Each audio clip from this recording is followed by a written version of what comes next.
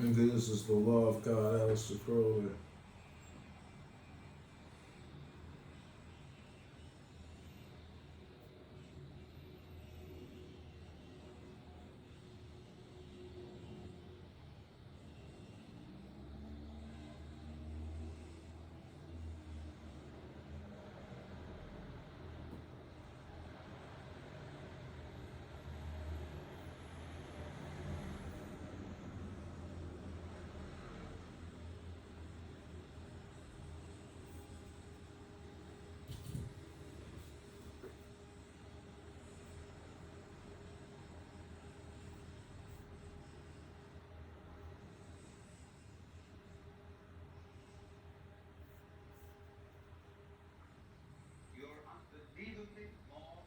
Wise in your nature than you ever will be in your conscious thoughts. Because behind your conscious thoughts lies your nervous system. And if you say, well, my nervous system is unreliable, it is just a bunch of strange, weird biological chances that have got mixed up somehow, then this very opinion that you're expressing, you see, is a function of that nervous system. So you're saying that you are a total hoax. You can't trust yourself at all. So that is a set of game rules that don't lead anywhere. You're unbelievably more wise in your nature than you ever will be in your conscious thoughts. Because behind your conscious thoughts lies your nervous system. And if you say, well, my nervous system is unreliable, it is just a bunch of strange, weird biological chances that have got mixed up.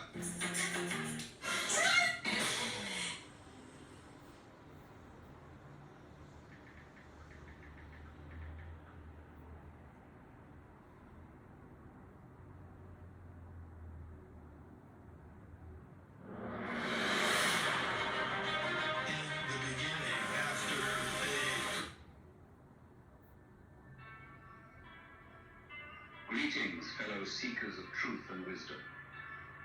I'm inviting you to embark on a journey into the heart of Taoist philosophy. As an uncarved block holds the potential for all things, so too does the Tao Te Ching, a timeless text that reveals the mysteries of existence in the simplest yet profoundest ways. Today, I invite you to join me in exploring the essence of this ancient wisdom, and together, we shall learn the art of living in harmony with nature and ourselves. In the following reading, we will traverse the poetic words of Lao Tzu's Tao Te Ching, delving into its teachings on self-reflection, balance, and unity with the universe. Contemplate these ancient concepts and allow yourself to be fully present as we journey through this sacred text and open our minds to its transformative knowledge. The Tao that can be told is not the eternal Tao. The name that can be named is not the eternal name. The unnameable is the eternally real. Naming is the origin of all particular things. Free from desire, you realize the mystery. Caught in desire, you see only the manifestations, yet mystery and manifestations arise from the same source. This source is called darkness. Darkness within darkness, the gateway to all understanding. When people see some things as beautiful, other things become ugly. When people see some things as good, other things become bad. Being and non-being create each other. Difficult and easy support each other. Long and short define each other. High and low depend on each other. Before and after follow each other.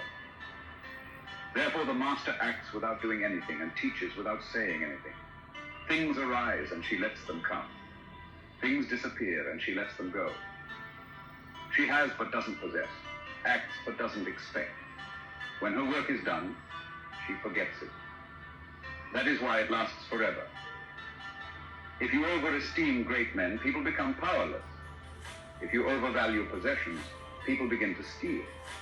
The master leads by emptying people's minds and filling their cores, by weakening their ambition and toughening their resolve.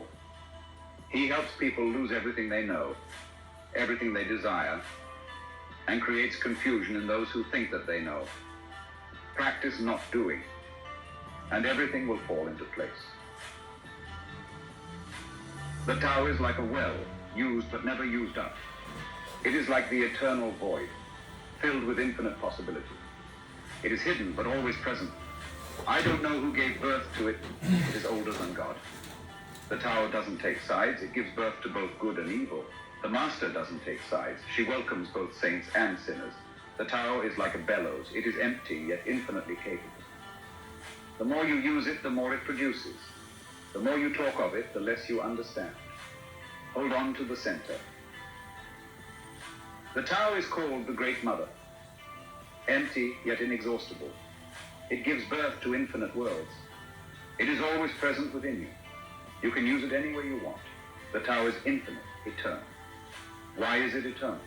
It was never born. Thus it can never die. Why is it infinite? It has no desires for itself. Thus it is present for all beings. The Master stays behind. That is why she is ahead.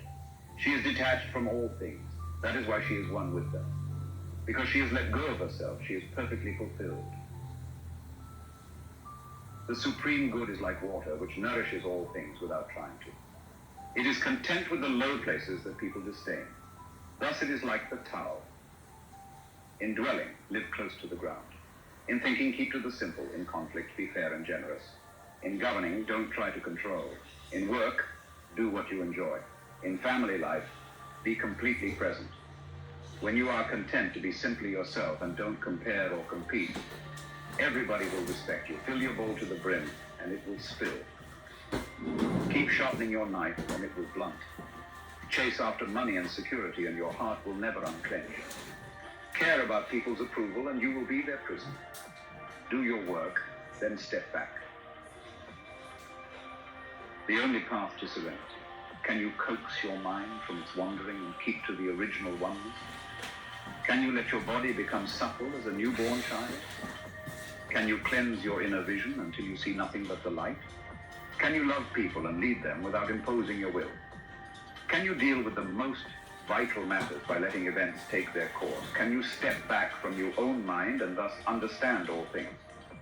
Giving birth and nourishing, having without possessing, acting with no expectations, leading and not trying to control. This is the supreme virtue.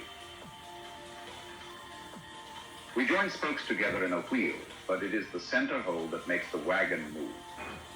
We shape clay into a pot, but it is the emptiness inside that holds whatever we want. We hammer wood for a house, but it is the inner space that makes it livable. We work with being, but non-being is what we use. Colors blind the eye, sounds deafen the ear, flavors numb the taste, thoughts weaken the mind, desires wither the heart. The Master observes the world but trusts his inner vision. He allows things to come and go. His heart is open as the sky. Success is as dangerous as failure. Hope is as hollow as fear. What does it mean that success is as dangerous as failure? Whether you go up the ladder or down it, your position is shaky. When you stand with your 2 feet on the ground, you will always keep your balance. What does it mean? That hope is as hollow as fear.